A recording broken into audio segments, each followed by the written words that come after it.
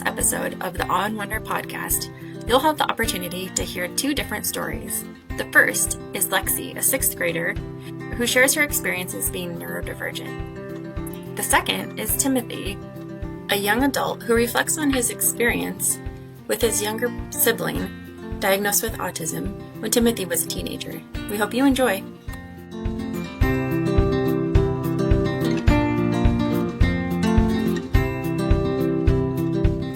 I'm Sarah Kinsella. And I'm Brenda Del Monte. And today we're joined by Lexi. Hi, Lexi. Hi. Thank you so much for joining us today. We're really excited because you are willing to share a little bit about your personal story with neurodiversity, and we think that's great because kids love to hear from other kids. So thank you for being open to do that today. Thank you for having me. Lexi, can you start by telling us a little bit about yourself? Yeah, my name is Lexi. I'm in sixth grade and I crochet a lot. I have like a lovey I always carry around. She's with me right now. Her name's Helly. Cute. She's my emotional support. And I have, our family has two dogs, but I have two fish and three frogs in my room that it's their mating season. So right now I have 150 eggs, frog eggs. My goodness, what are you going to do when the eggs are no longer eggs? I've raised one tadpole before, and he did pass away. He's right here in my necklace, in my little locket. But I bought like a bunch of special tadpole food for him. So I think the new tadpoles are gonna be set. Wow. Oh. Impressive. And good on your mom for letting you have frogs and baby frogs. I mean, where are they? Are they like in the bathtub? I have a 10-gallon tank for them, like a fish tank. They're Okay. African dwarf frogs. They're aquatic. Wow. Wow. Okay, so you're sixth grade. You've got your emotional support. I know you've got a lot of fidgets. I saw them before we started. That's I've got awesome. my Nido here. Neato. Yep. You know, and my daughter's in high school and everybody's got the Neato. The nice cubes. That's fun. Tell us about what does neurodiversity mean to you? Have you guys talked about that term, neurodiversity? Yeah, okay. Yeah, Mom actually has a poster that has the definition of neurodiversity over there. Of course she does. Well, what's your definition? Yeah. My definition is like the way the brain works, Mhm. or how how you feel that your brain works. Yeah. Mm-hmm. Yeah. And so what makes your brain work in a different way than maybe somebody else's brain? Well, I was diagnosed with autism and ADHD. Um, and it's just helpful, like having, it's just helpful, like knowing, there's a word for like neurodiversity. Mm-hmm. Yeah. When you were diagnosed with autism or with ADHD, um, how did it feel to kind of know a little bit more about how your brain works? Did it change anything for you? It felt nice to have a label because then I could actually like identify with other people who have the label, and and you're not just like, well, sometimes my brain does this, sometimes it does that, and I don't know what that's called exactly. So it's helpful to Mm-hmm. have that label. So before you had the label, were you wondering about that? Yeah, I was like, what's going on with my brain? Because the first time, or mom or I wondered about like maybe how the way my brain works was in first grade. We were doing like virtual learning, and it was on the Zoom call, and my teacher like posted like a quiz or something for us to take, and I just didn't notice it. And my mom was like, let's look into that a little bit because she knows about me. She knows me very well. Mm-hmm. They're good at that. And Yeah. when you started learning a little bit about it, um, did it kind of make sense to you, or was there parts where you're like, I don't really think that's me, or oh, that totally makes sense to me? Mostly, like for example, with the autistic label, Most of the time I was like, yeah, that definitely suits me. Hmm. Okay. So when you tell your friends, how do they respond? I I'm in a group of like three for my main friend group. Hmm. And all three of us ha are were either were diagnosed or self-diagnosed themselves with autism. Okay. And so I like found my people at the school, Love that. found my That's tribe. You that's found your tribe. awesome. What do you think clicks with you and your friends? Why do you get together? Or why do you get along well? Our brains like work similarly, and we can like openly talk about that because they're accepting of me, Hmm. which is nice. So what what strategies have you learned to help you now that you better understand the way you think? Well, I've learned that like I've gotten like passes to have fidgets at school, Hmm. and just like fidget around with them under the desk, and like I can be like quietly like drawing, Okay. and like the teachers won't be like, pay attention now, like Okay. which is I hate it when they do that. Right. But there's Right. like Because they might, it's just nice to have people that you trust in the school. Hmm. some teachers might So, see you drawing while they're talking, and if they didn't know, they might think you weren't paying attention, right? Yeah. but does it actually help you pay attention to draw? Yes. Yes. So, who who has been maybe a favorite teacher and why? My history teacher, he like has talked openly about him having ADHD, and we'll like talk strategy and stuff for that, and he'll like do tech decks with me, and his like teaching style is like really open to all learners. Like you can, it's like not rigid, which is nice. Mm-hmm. And like I actually like if I had another history teacher, like I get scared with like history, but he teaches it in a good way, which is good. Mm. I love So, that. what's a tech deck? Yeah, A tech deck is like a skateboard for your fingers.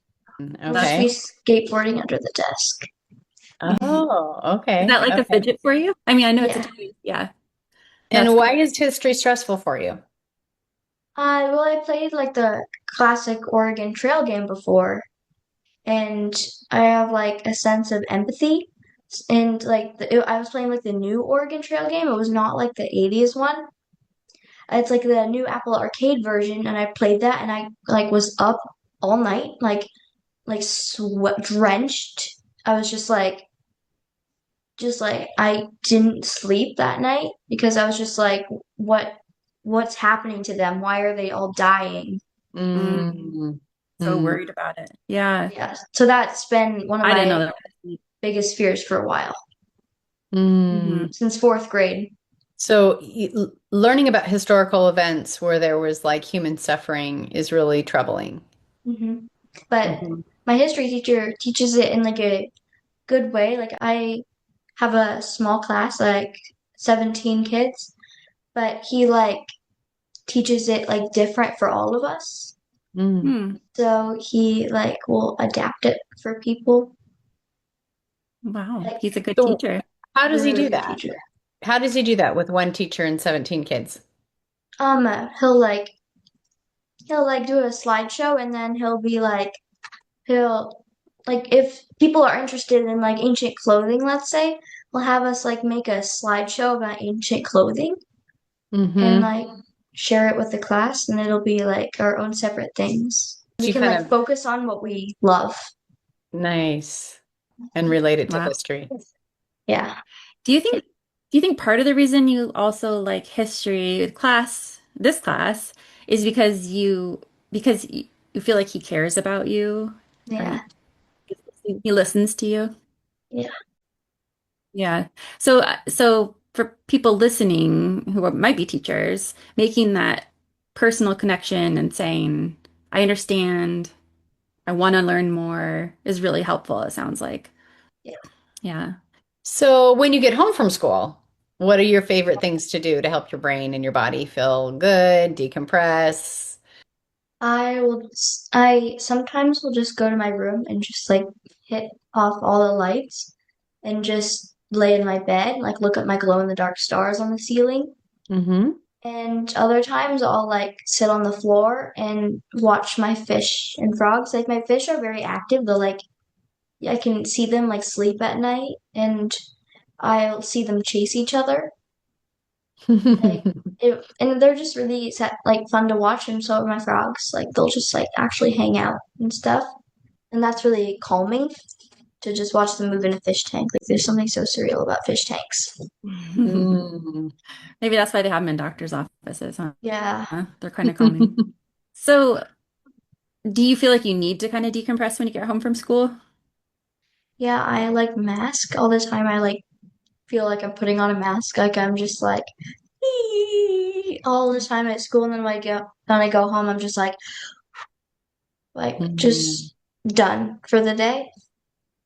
Mm. So, even though one of your teachers is really accommodating and your friend group sounds like they understand, Yeah, there's still a lot of masking that you have to do during the day. yeah, for everybody else. Hmm. What does that look like, Mm. mask?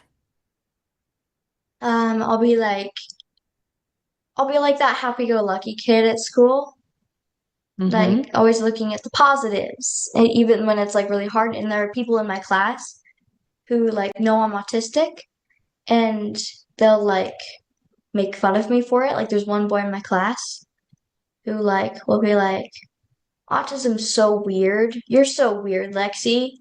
And then I Hmm. kind of have to put on that like a shield. Mm-hmm. What do you say back? Like sometimes I'll say like, or sometimes I'll just like walk away, Mm-hmm. and sometimes I'll just be like, I'm not weird, or Mm. like there are people out there who get me. Mm. Mm. I like that. Yeah. What I wonder sometimes is if you have like your fidgets or your tech deck at school, do kids who don't get you, did they ever say like, "Hey, that's not fair. I don't have," or do your teachers let everybody have that? Well, it's kind of like, well, like it, like some people like more than you think, like more people have accommodations than at like other schools. Hmm. Um, and so they'll just be like, oh, you have an accommodation. Like they don't really think much about it. I also try to keep it as subtle as possible. So it sounds like you or maybe the teachers have talked about accommodations. Like this is common words that people use, so it's not unusual. Yeah. Yeah. Is your sixth grade, is it part of an elementary school or part of a middle school? And my school is from preschool to eighth grade. Okay. Okay. So it's both. Like my brother's at the same school. So do you go from class to different teachers? Yes. And when did that start? That started last year in fifth grade. That was the first year of middle school. Okay. But I had one teacher for most of my classes, like for math, LA, tech, and advisory. Like we do like a house system in our school where it's like Okay. Harry Potter almost. And my Hmm. advisory teacher was the same teacher for math, LA, and tech.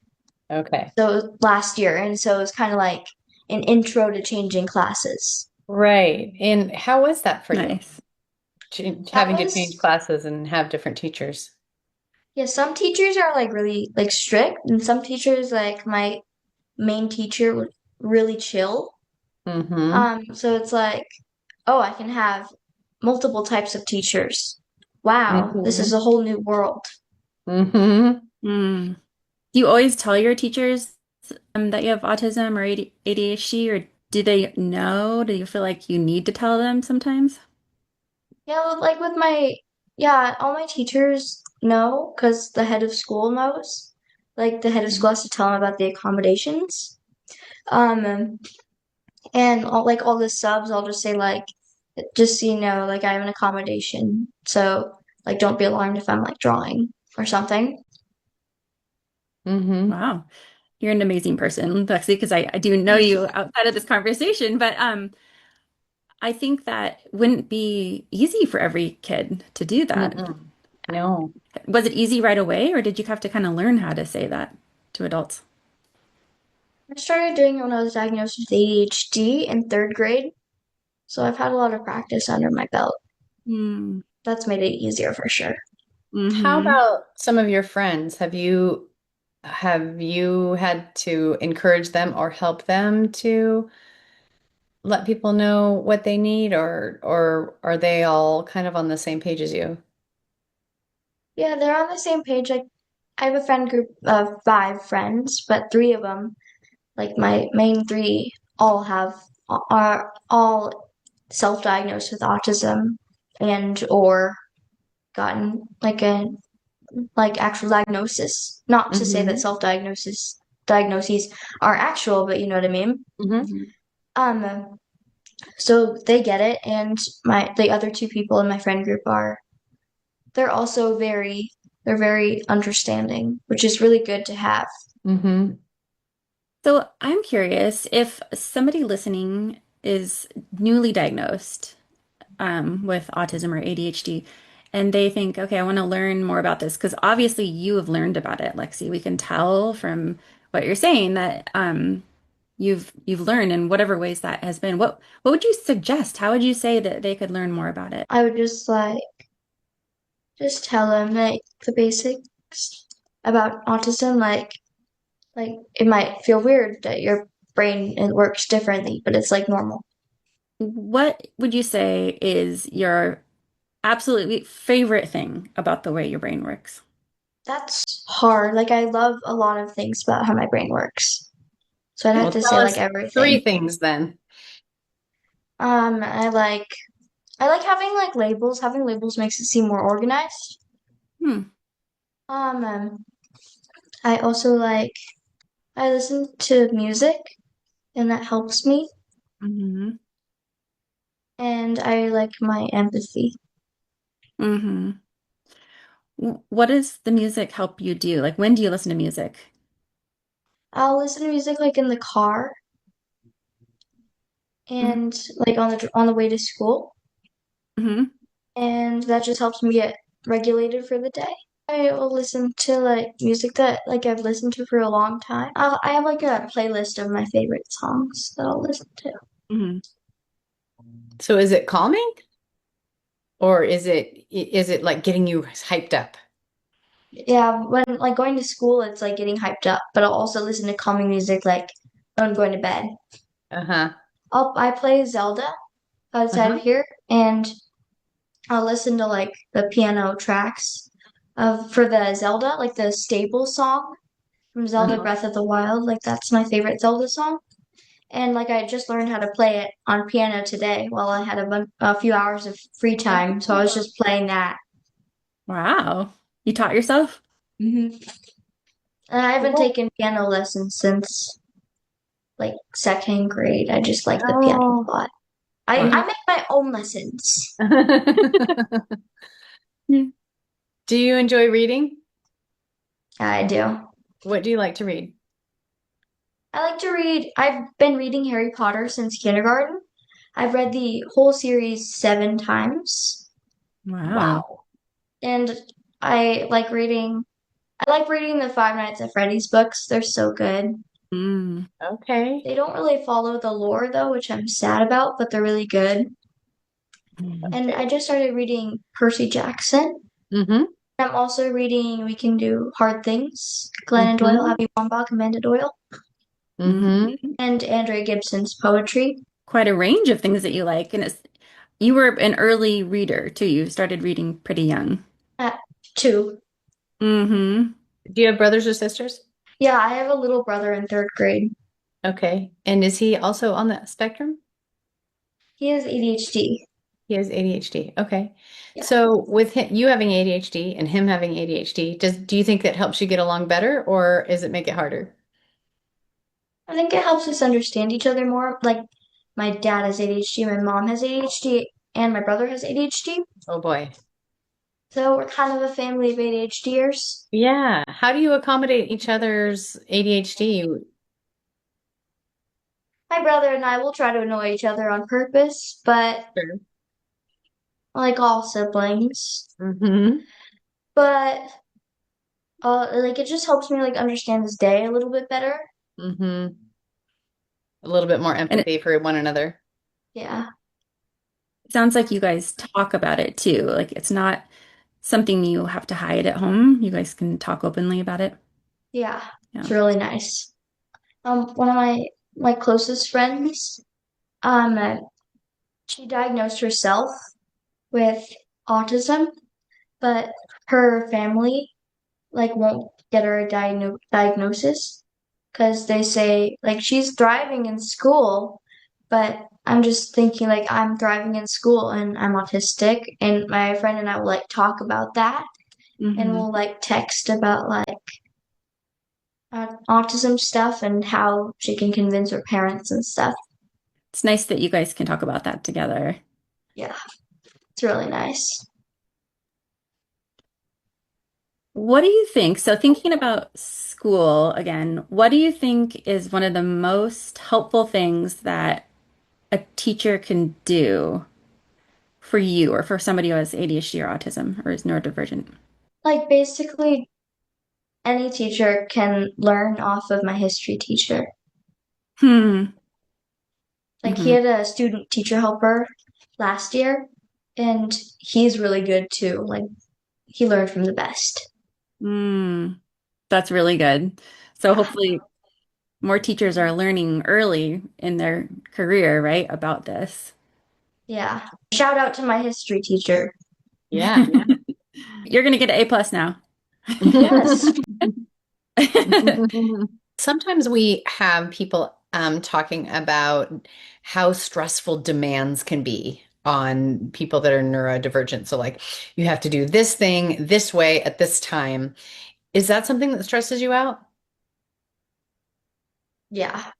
So tell us a little bit about that. What do you need? Do you need flexibility? Do you need creativity? What do you need?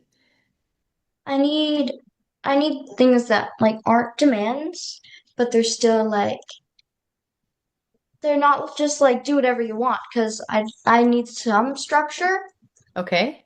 but I just don't like when people are just like get in the car, shut the door. Okay. And Mm. how would you rather be told to do that? Just be like It's time to go. we're gonna head out to go somewhere in a few minutes. So you can head in the Mm. car when you're ready.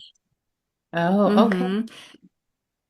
So when someone says get in the car, they might not say it in a way that they think is like a big demand, right? But to you, the Yeah. way you said it is interesting because you said like get in the car. It sounds like maybe mean or something to you, right? Is kind of what you're Yeah. saying.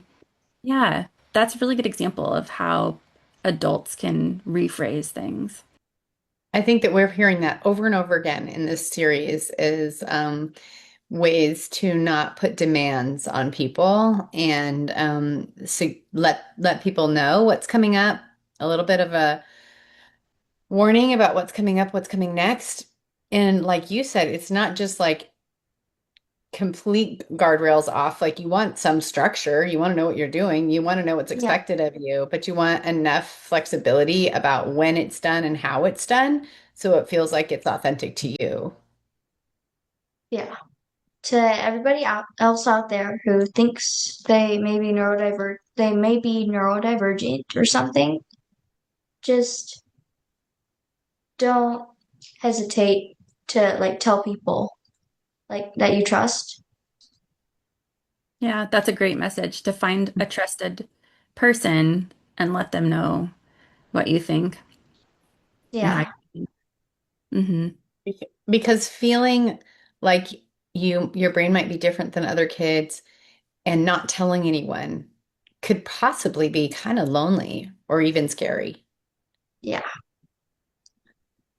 Yeah. That's like my friend is like nervous that the teachers, like my history teacher, is gonna find out she's autistic. And I'm like, there's nothing to be worried about. Like he can help you if he finds Mhm. out. Like it's Hmm. not scary. Right. It's not something to hide. Yeah. It might be scary, but it's not something you should be ashamed of. And Hmm. if there are any people in your class that like the boy in my class that I really do not like, who's like saying bad things about autism and stuff, if you have anybody in their class, and just resist the urge to punch them and just walk away instead. That It's can a be life hard, lesson huh? for all of us. Yeah, I'm sorry that happened to you. But Lexi, Yeah. you sharing your experience with people and telling kids not to be ashamed and also that they're not alone is so important. And I think that's going to be really helpful for kids to hear. Thank you. Thank you, Lexi. This Thank has you been fun. for We really doing it. appreciate it. You did a really nice job. Thank you so Yeah, much. really good Thank you job. for having me.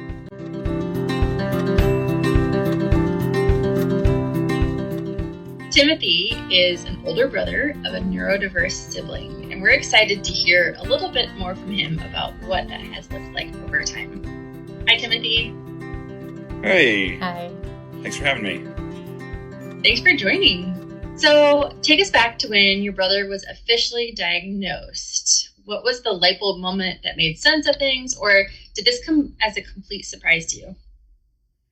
I'd probably have to pick option C, neither. I think it was a really interesting situation where there was definitely an awareness that there was something that was, I don't know, I'm trying to think of the right way to say this, that behaviorally he was not matching like expectations that I had or my parents had. But also, I was living in a house at the time where, especially one of my parents had done a lot of work with individuals with disabilities, especially on the autism spectrum. And so it was kind of commonly projected. That was something that that parent would say often or was actively pursuing. So he got diagnosed at a pretty young age because that was something that my parents were actively pursuing so as to get him the help that he needed later on. So by the time he got the official diagnosis, we'd already been operating under the assumption that he had autism spectrum disorder from before that, just due to behavioral signifiers. And I definitely had the advantage of living in a house that was pretty disability aware, as opposed to, I imagine it would be a lot harder starting from a baseline of never having even heard of, or if you have, worst of all, having seen like examples on television where they just can't seem to get it right, not a single time. Uh, Yeah. it doesn't match expectations. Sure. Right. And how old were you about at that time? I'm 14. How much older are you? I'm 11 years older than my brother. Okay. So you Pretty said, substantial gap. yes, yes. So you said you were kind of operating on the assumption that maybe this was going to be the diagnosis. What did operating on the assumption look like? What was that day-to-day life kind of schedule kind of thing? Well, for me, it meant my mom telling me to ease up and have more grace. I think that was a lot of the dynamic. The change in schedule, my parents did their best to kind of stick to a routine, because that is generally what worked best. But the three of us had never been routine people before then. We all operated kind of from a place of flexibility that it's like, when's dinner when we're hungry? When are we doing this here? Do we have any limits on like use of technology in the home? Not really, because I mean, I was always very much a rule follower as a kid, and so I was kind of easy. My parents didn't have to put a lot there. So it was like starting from scratch with a sibling who genuinely needed that kind of discipline and consistency to learn social dynamics and boundaries and basic tasks. Just required so much more effort. I think probably the largest symptom that was the most difficult to navigate around was like auditory processing delays, because it would be like, hey, brother, can you do this? And it would take just a significant amount of time for him to register the meaning of the words we were using. So this is a little later on when he was talking, but that made it really difficult because it just comes across as very disobedient, even if you know and you're told, hey, he has an auditory processing disability and he is not understanding what you mean at the speed that you think he is. It doesn't really matter when you're like 14 years old and babysitting and you're telling him, hey, put down X object that's dangerous. Please put down the weed killer. And he's not doing it. That's an immediate, I don't know. Mm-hmm. Was there resentment that you're like, oh man, this kid's getting away with murder? That's a great question. Yeah, there definitely was for a really long time. I think it was more to the effect of, oh my gosh, the world is going to eat this kid alive. Like, I think this was more my thought process because I had come from a background of being bullied in school, and I knew what school dynamics were like. And at this point, I was pretty savvy in like navigating that weird prepubescent social dynamic, and I was observing his behaviors and a kind of the shamelessness with which he behaved and did anything he wanted, while also not developing really any resiliency. It seemed like he wasn't really being pushed to do difficult things. And so in my head, as like a 13, 14-year-old, I'm thinking, he's never going to make it. Like, this kid needs a lot more discipline. And so I decided to take that on myself, which I wouldn't recommend. I mean, thank goodness my parents were pretty patient, so I don't think there was any major frustration over me telling them what they should do, although I definitely did say, like, hey, you're not disciplining him at all. I mean, like, that was my position. Like, at the time, I believed that there was like no control happening, no restraint on behavior. How much of that's true is kind of for me to introspect on, because a lot of it was my perception of events. I think where more of the tension finally came into, I don't know, that family dynamic is because I did a lot of babysitting, the two income economies. So both my parents worked full time, and I was old enough for a majority of my brother's toddlerhood and childhood that I was doing quite a bit of babysitting. And during that time, I think I kind of imposed my vision of what parenting would be like, and I think authoritarian would be short selling it. I was definitely incredibly strict as far as like what behavior was and wasn't allowed, and then what the response would be, which was usually pretty volatile on my part. So Everyone that we've interviewed in this series so far has said something about how common it is to perceive the characteristics of autism as being some kind of defiant behavior, and that we still see discipline being brought down on kids on the autism spectrum in the schools, and treating the kind of bait and switch, the motivation, the scare tactics is still kind of looking at this from a disciplinary standpoint. I think we know better, do better now, but I don't know that. I think it's still happening. So I don't think you were late to the game in having reflection on that. And so I guess I want you to have grace for yourself. But I don't think that perception as a teenager was because of your immaturity, because I think that's how it's still viewed so often. I think this is really interesting. I'm going to kind of walk the fence here if I can, because I think a lot of the issues that manifested resulted from the lack of structure I was talking about earlier. So while I think that like authoritarian discipline is not the answer to these kind of like behavioral challenges, I definitely think structure and routine was. And I kind of got to witness that because my mom ended up remarrying somebody else kind of in the field who was really well versed in how to manage children with kind of like behavioral difficulties. And a lot of that was structure. Like, you do this at this time, you do this at this time, and then you do a lot of like work of like, at this time, we're going to do this. 30 minutes goes by. Hey, by the way, we've got 30 minutes before we do this. 5 minutes before, by the way. And then when you're doing the same things every day at the same time with plenty of warning, a lot of those behavioral challenges just kind of disappear because you've prepared the person to do the things that they need to do. I think something else that's important to note is access to technology. I am certain that parenting in general was in many ways both more difficult and easier in the time before ready access to technology. Mm-hmm. Because in the one hand, now parents will just, okay, we have the iPad here, do something on the iPad, Mm-hmm. and just hours can go by. And so in that sense, it's like, oh, super easy parenting. On the other hand, it's become much harder to raise a child well, because I would contest that that's not good parenting to do that. And that was a lot of the struggle with my brother as well that I didn't have. We didn't really have much tech in the home when I was younger. I did a lot of reading and stuff like that. But then obviously we have technology in the home that nobody knows how to manage yet, because this is like 2015, 2014, and the discourse about technology being bad for children. Like, we as a society were still very technologically optimist back then. Like, technology can be a tool for good. It can be a tool for education.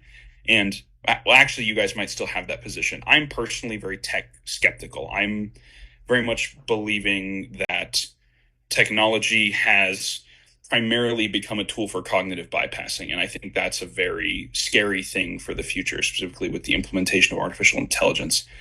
But from a specifically parenting perspective, like video games, TV, YouTube, that's a bad one. And then like short form content, YouTube Shorts, TikTok, stuff like that is just like adults can barely control their consumption of this technology. How would you expect a child to do it? And then a child with a disability, it's just not fair to provide them unlimited access to that technology. And back then, in the like between 2010 to 2016, that's basically what everybody was doing from what I could see. And so that created a lot of challenges in the future to wean my brother out of that phase. Like, hey, we're going to limit technology time to like this many hours of the day. This is how we're going to use it. This is when we're going to use it. In a way that is constructive and recreational, but just not limitlessly. Hindsight is 2020, and also I've not technically been a parent, so I kind of get to criticize as somebody who's never had to be in that position as the primary caregiver. I think that these technology can be really stimulating both visually, auditorily, and it is typically an antisocial situation unless you're playing a video game against someone else and you're really having a dialogue during that time. So not only when the technology gets turned off, there's kind of a void or a vacuum there of stimulation, and then there's an expectation that the child will then now communicate with the people in the room. So there's a lot in that transition of turning it off and going from one realm to another. Yeah. All of that is certainly true. I think I'm going to give credit here to my stepfather, quite literally a miracle worker, absolutely fantastic. What he does, obviously, is there are limitations on the types of content that can be engaged with. So something like YouTube Shorts. I mean, my brother doesn't really watch YouTube at all anymore. Like, it was observed that use of that technology was too stimulating for him to ever be in a good mood afterward. And so every time you're turning off the YouTube, there's a negative reaction, and he's feeling distressed. It's not good for him, like, let alone the parents.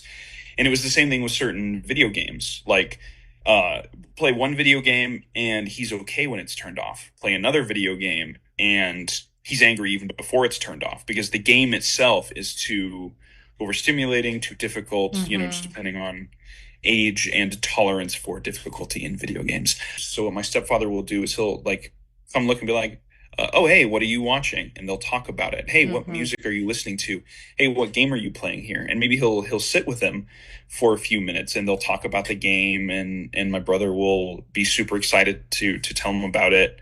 And it's the same thing with any other use of technology. So then adding those elements of engagement and interaction with it.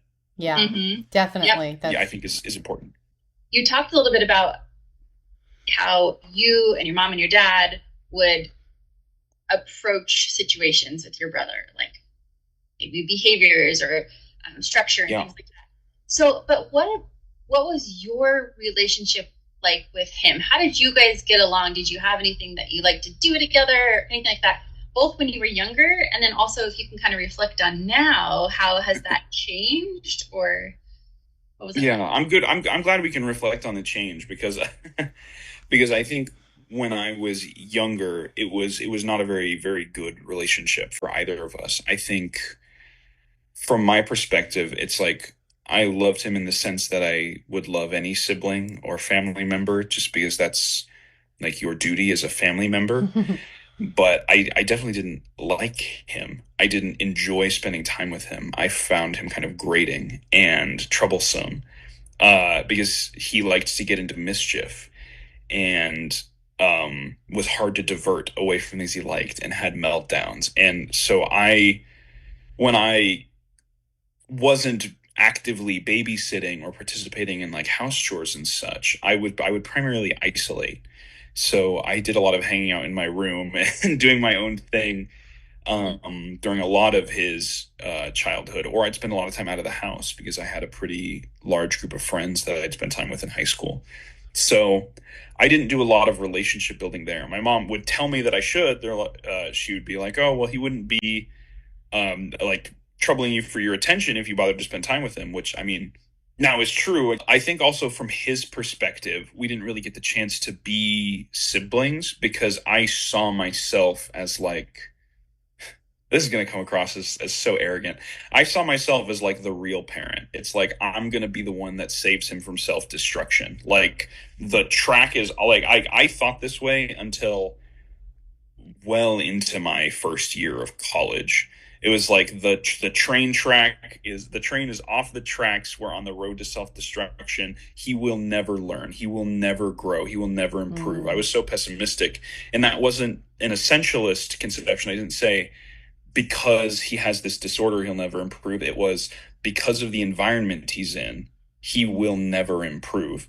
And I think that was overly harsh on my parents. And while there definitely could have been improvements, which we've seen with kind of my stepfather coming into the picture, I don't think my solution was any better because our relationship was just primarily he would bother me and I would crack down, and I would like shout at him. I would take things away from him. I would do, I engage in like any disciplinary tactic to use like fear motivation to get him to comply, which never lasted. It was never a long-term solution because you have to, with fear motivation, it never sticks. They never become afraid of you, and so they don't do the thing. They just become afraid of you, and they're going to cause trouble anyway until you're actively threatening them again.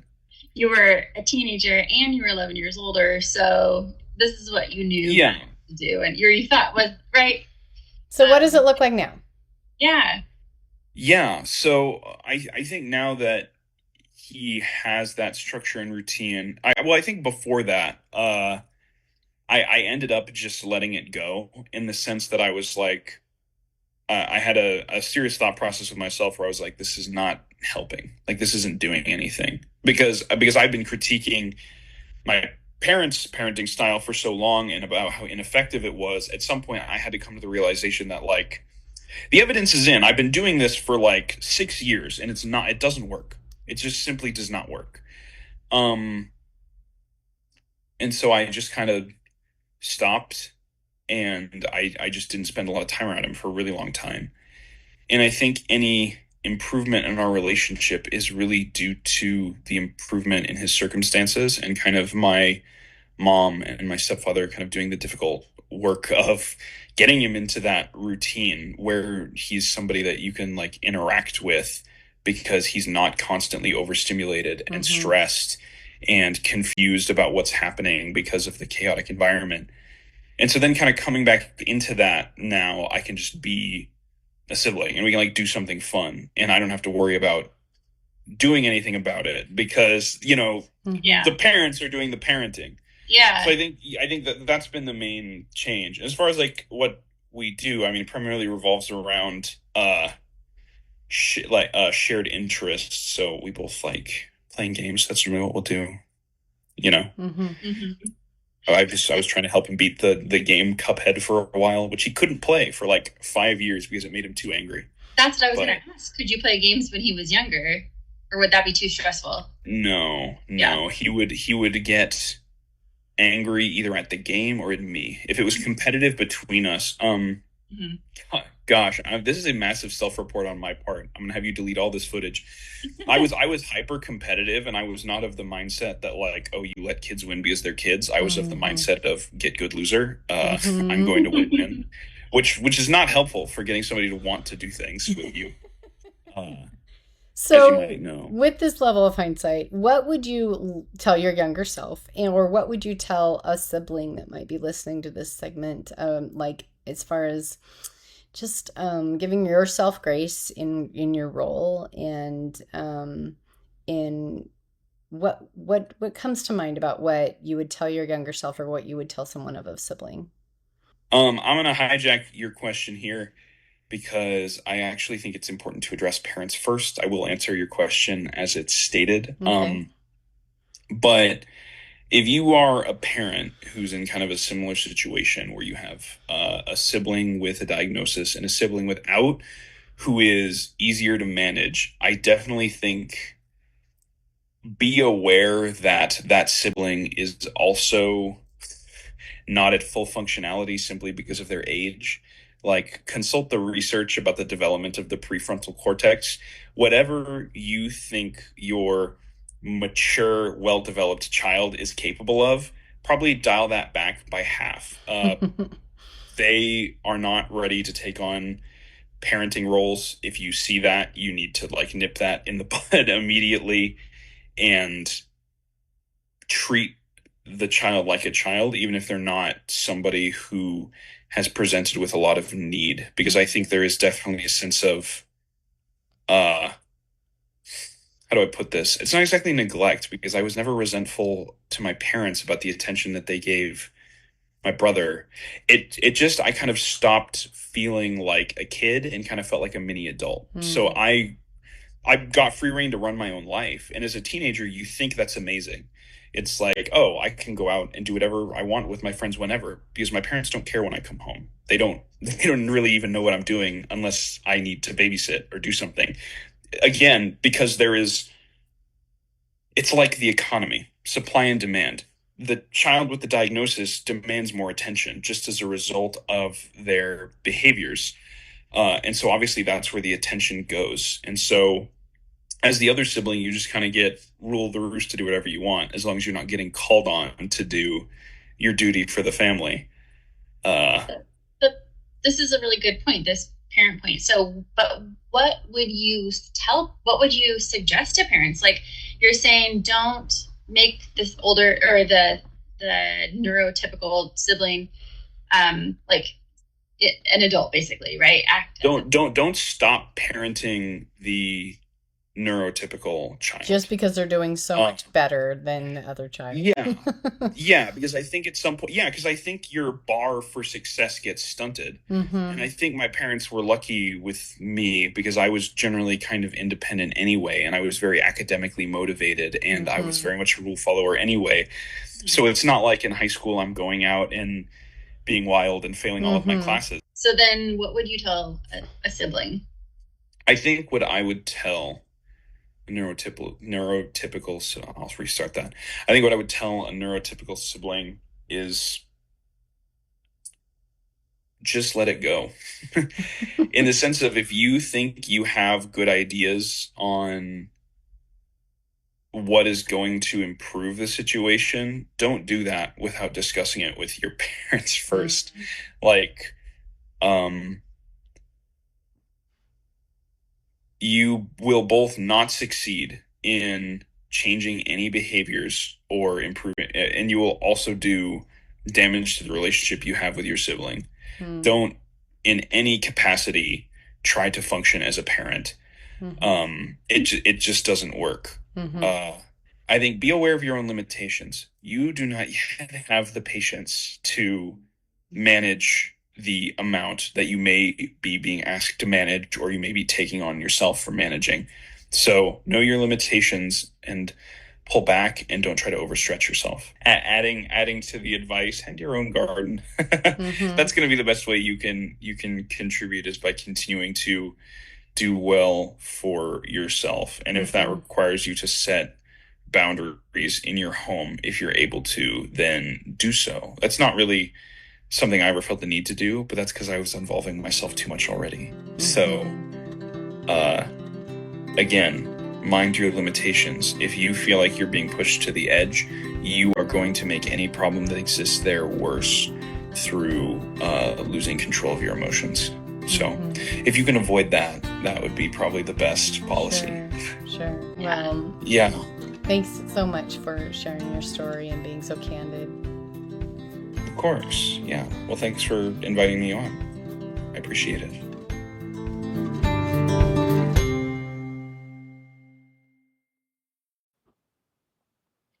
This podcast is produced by the Special Education Technology Center, administered by Central Washington University, and funded in part by OSPI. However, the content does not necessarily represent the policy of CWU and OSPI, and you should not assume endorsement by the state government.